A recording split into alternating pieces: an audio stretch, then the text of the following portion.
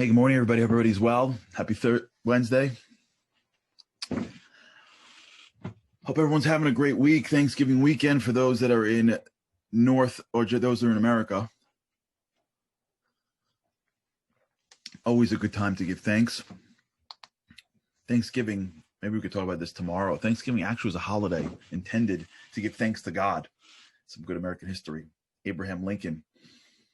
We'll talk about that maybe another time. I've been talking a lot about this idea of honor. It went into its different iterations of where I think it should have gone, because it's a deeper concept than just being nice to somebody else. It comes from a much deeper source. And yesterday we spoke about this concept that at the core of real honor is the recognition that your value is based on your existence, not based on your actions. Now that is contrary to, I think, the way I was raised and the way everyone's raised. I can't imagine, unless you have a counterculture type environment, if you grew up in the West, that an idea that your existence somehow is more valuable than your actions is just mind-blowing. I have a hard time like stopping, and like I feel unproductive when like we're waiting online. Like the idea that your existence is more valuable. And the reason why it's so hard for us is because, like, what does that mean? Does that mean I could just do nothing? Does that mean I could just sit on the couch all day? Right? Like, we don't even know how to process that. Like, we don't even know what that means. Like, what does that mean? That, like, what, just because I exist, I'm valuable? It's because that's not how our society operates. If we use that in the wrong way, what would we do all day? Just sit around and like meditate? Is that what a Western person does? We're way too busy to meditate. But if we miss this concept, we actually miss, I think, a key piece of how we become doers. Now, if you remember earlier in the show, we spoke about the idea of be, do, have versus do, have, be. Most people, we live in the world of do, have, be. Have, do things, work, schoolwork, whatever. Have things, good grades, wealth, whatever. And then you can be somebody. The sell is, if you do these things and you get those things, then you can be that thing. If you win the game, you can be a champion. If you get the A, you can be a good student, right? Actions lead to accumulation, which leads to existence. Not real existence, but you know what I mean. But what we spoke then was how, in truth, it's actually flipped. It's not do, have, be, it's be, do, have. You have to decide who you want to be. And when you make that decision, you've changed. And then you can do the things that person does. And then you potentially could have the things that person. So you don't become a champion when you win the championship. You become a champion before the season even starts. You don't become a good student when you get the grade. You become a good student when you decide. And once you become a good student in your mind and in your soul, then you'll do the things good students do, and then you'll have the things that students have. That's a technique that is used by many great people to sort of orient themselves towards knowing what they should be doing and then getting things they should be doing, having. But this is a deeper play now. This is a much deeper play. Being and doing. And this is what I want to make sure we get to today. Being and doing, and understanding how they interplay. Because when you think of the world of doing, there's two types of people that do. I want to like get there. So we spoke a while ago about this idea of small miracles, right? Like how God has always given you kisses. It's just a question of we're seeing it or not. So I think it was like 5-6 days ago, maybe it was a week ago or two. Andy would probably know. I just opened up a book and it landed to the exact page that we were talking about. Remember that? So it happened again. So every Tuesday night I go to this class in my shul by a great rabbi named Rabbi Yehoshua Rubinstein, superstar. And it's the mysticism, if you will, on Hanukkah. And it's awesome. Like, it's off the charts awesome. Like the light, the candle where you light it. Maybe we'll do this on Hanukkah, but like it's off the charts. The candle, where does the light come from? And so he's speaking last night, and it's over at 9. And he finishes at 9, and he goes, and then he's done. And before he ends, he goes, I got one more thing that I want to bring out. That's where all the good stuff comes, right? The last thing, the post after the bell rang. And he brings out this concept, and tell me if this sounds familiar to those who heard yesterday's class, yesterday's talk.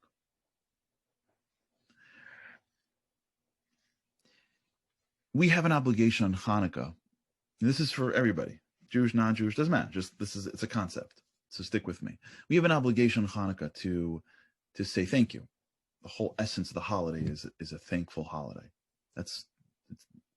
It's not for nothing that the worlds collide, Thanksgiving, Hanukkah. Nothing is random. Either way. But we don't really have a lot of times where we say thank you. We don't spend the whole day in synagogue. We don't have long thank yous. So there's an opinion that says that the way we say thank you is when we light candles. The thanks is the lighting of candles. Well, how does that work? It doesn't make a lot of sense. You're not doing it. You're not saying anything. So here's what he says. Listen to this. This is what I'm hearing last night in the class. Fire is the property that we have in this world that is closely related to the soul. It's not even physical. You can't even catch it. If it wasn't held down to a wick, it would almost fly up. When someone passes away, we have a custom to light a candle for them. Shabbat is the holiest time. We light a candle. When we deal with fire, fire is related to spirituality. It is the physical property that is most closely connected to spirituality. When we light candles, this is what the rabbi said. When we light candles, listen to this. What we're doing is we are silently, through our actions, thanking God for the greatest gift, which is the gift of fire, which is the gift of the soul, which is our existence. That's what we spoke about. When you light that Hanukkah candle, you're holding in your hand a reminder that what you have, which is a soul, is the greatest gift you can ever have.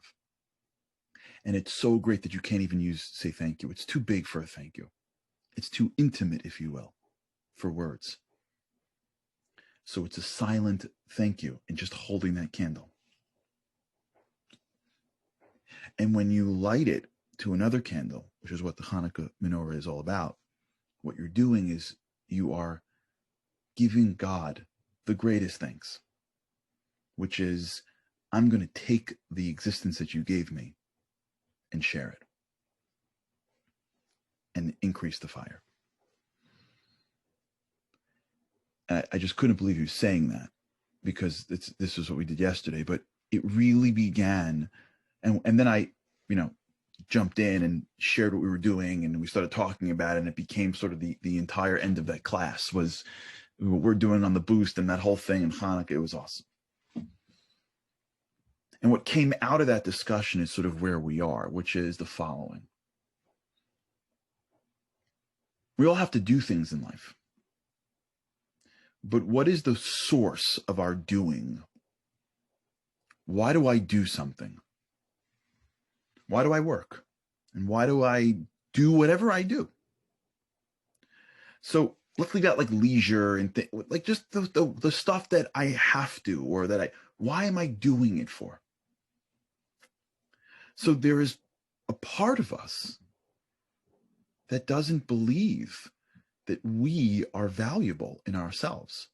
Our be is lacking. And if we wouldn't be doing, we'd be lacking. If I wouldn't be doing, I would be less valuable. There's a part of us that feels this way. I'm going to get my clock to make sure I'm not going over. There's a part of us that feels this way. I feel this way. I know a lot of people that feel this way. My value is connected to what I do. And if I don't do anything, I'm less valuable. I'm wasting my life because I'm not doing anything. I have connected my be and my do. I'm not a human being, I'm a human doing. The whole purpose of my life is to do. And if I stop doing, I'm wasting my life.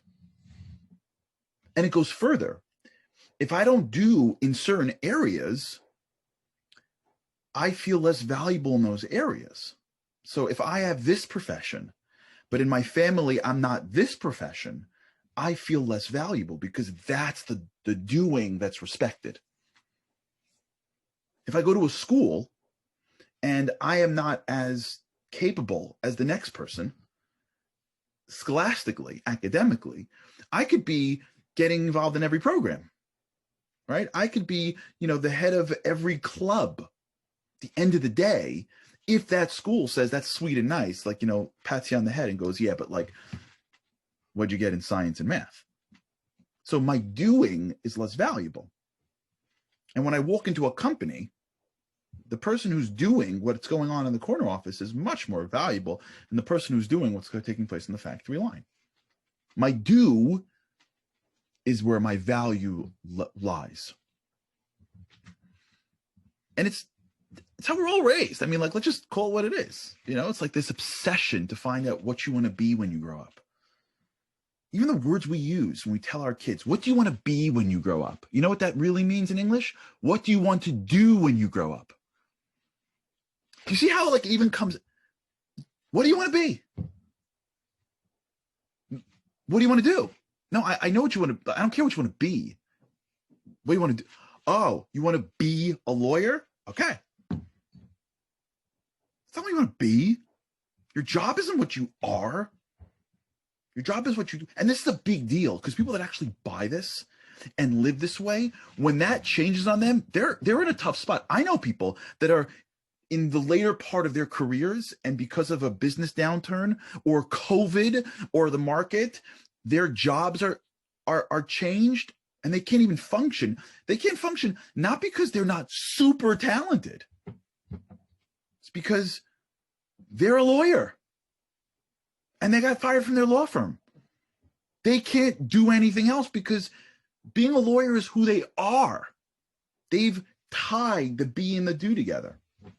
This happens with moms, more than dads, whose whole life was raising children, and now they all grew up. Who am I?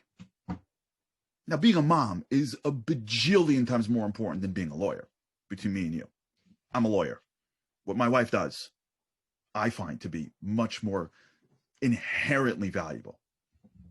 But whatever. Careers can be very valuable, whatever they are. This is another conversation about home and work. It's a whole conversation. But the idea is that when you say, I am a mom, and the kids all grow up, and they're out of the house, there's an existential crisis. I am an athlete, and then you get injured, or you're too old because you're 30 years old. There's an existential crisis. Because along the way in life, we seem to have built up our do.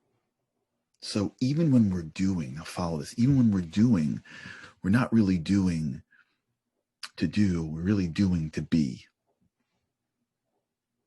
Right? When I go to work, because that's who I need to be, I'm not really doing, I'm just trying to be. And I just bought that I need to do to be.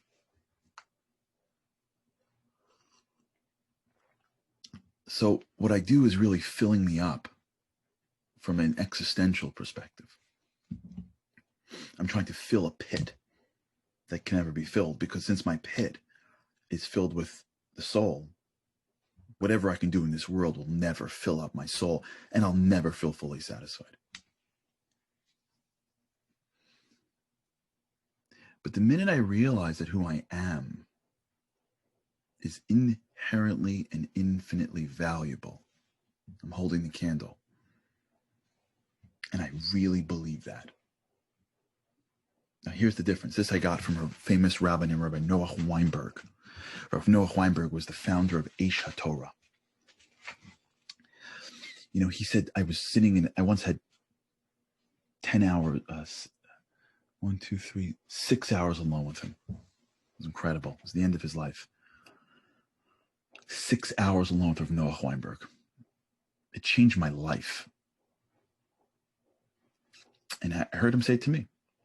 He said, people mistake happiness as being the end of the road. And so they think that they can't let themselves be happy because then they're not going to be ambitious. Happiness is actually the beginning of the road. Happy people don't mope around. Happy people take on the world. And then he's been saying this for 50 years when he said it. And science, if you just Google positive psychology and go to any of the leaders, and they'll tell you, yeah, that's true. We see it now. No one saw it 50 years ago, but they see it now. Happiness is the beginning of the road. If you're driving towards the place called happiness, you're never going to get there because happiness was the gas in the car. If we're driving toward the place called B, we're never going to get there because B was the gas in the car. When we breathe in that what I have inside me is more valuable than I'll ever get in this world. There's nothing I can do that is more valuable than who I am, which is so not normal. If we really believe that, then what we'll do next is want to take the candle that we have and light something else up. Really, where doing comes in is after being. Once I realize that who I am is infinitely valuable and my power is infinitely capable, and there's things that I can do that I today don't even know that I can do. There's power inside me that I don't even know about yet. And I won't know about until I hit something and I dig into it. There's things that I'm going to accomplish in this world that it would be mind-boggling to me because I don't even know the extent of who I am. But I'm excited to figure it out and to delve in. Once we come from a place of true essential power, infinite power, of course we're going to want to do. What are we going to do? Sit around and do nothing? I got this power. Someone handed me a Ferrari and I'm not going to drive it. Someone handed me an F-16. I'm not going to fly it. What are you kidding me? What am I, crazy? Someone gave me this thing called the soul and what am I going to do? Just sit around on a couch all day? Yeah, I could, but why would I do that? Do you know what I could? You know what I could accomplish? I got nuclear energy. I'm not going to light up a couple of houses. I got a credit card that doesn't stop swiping. I have an unlimited account. I'm not going to buy things. When we do, because we are overwhelmed, or at least we understand who we are. Now the doing isn't trying to like replace my be. I'm not trying to like do something so that I can be something, so that I can feel like I'm valuable. I'm not chasing my tail my whole life, hoping that I can accomplish something that somebody else thinks is valuable so they can give me a little bit of respect so that I can go to bed at night and go, maybe I'm not worthless. What are you kidding? No way. I feel like I can do things. I got this soul inside me. I got a piece of the infinite. I got fire burning in here. I'm not going to go light things up. I'm not going to blow my kids up properly. I'm not going to see people on the street. I'm not going to have big visions and try to do big things. There's nothing in the world that can contain me. The world's physical. I'm infinite. I'm not going to go out there and make a difference. I'm not going to use what I have. I'm not doing things to feel like I'm somebody. If I fail, I'm not going to be like, I'm a failure. If someone got sick, they're not going to be like, oh my God, I haven't done something for a week. I have no value. If the kids move or the job changes or the world changes, I'm not going to be like, I got nothing left because my value was connected to this one thing that society looked at. I got something, and it's changing and evolving all the time. I want to dig in. I want to see what this is. I want to see how fast this thing goes. I want to pull it up to Mach 5. What if I put my foot on the gas? What happens? Am I going to hit 150, 160? It's open road. If I hit challenges, can I get through it? If I got so much on my plate, can I push? Can I see the greatness in other people? Can I take the fire and light the candle with it? That, the rabbi said last night, is the greatest way to say thank you. You see that? What's a better way to thank God for making us infinite than to go out and share our infiniteness with other people? What's a greater way than feeling the gratitude of being infinite than to make somebody else feel more infinite than they feel? What's a greater way? Moms and dads and colleagues and career people, who cares what we do? Is there a greater way to express the gratitude for having within us an infinite source than to spend our time trying to share that with other people, whether it's through my profession or through my personal life, whether as a parent or a mentor or a friend or a daughter? I don't know. Is there a greater way to say thank you than to light the candle from our fire? That's how do properly follows be. Be, do. We don't do to fill up who we are. We do because it is an outpouring of who we are. It's a flip. When that's our perspective, man, the world better watch out, because there's a couple of people that understand their power for good and want more than anything in the world just to share that fire. All right, we'll continue. Tomorrow is Thanksgiving, so we'll talk a little bit about that. But we'll finish this piece up as well with God's help. Think about that today. All of us. Just think about it today a little bit. The fire that we have and the fire that we share and who we are. And let's make sure that just for a little bit today, that the do's that we do every day is an outgrowth and an outpouring of who we are. Because if it is, I believe, in my humble opinion, it's going to be a lot more powerful. All right. Thanks for listening. Really appreciate it, and have an incredible, incredible day. With God's help, can't wait to see you tomorrow.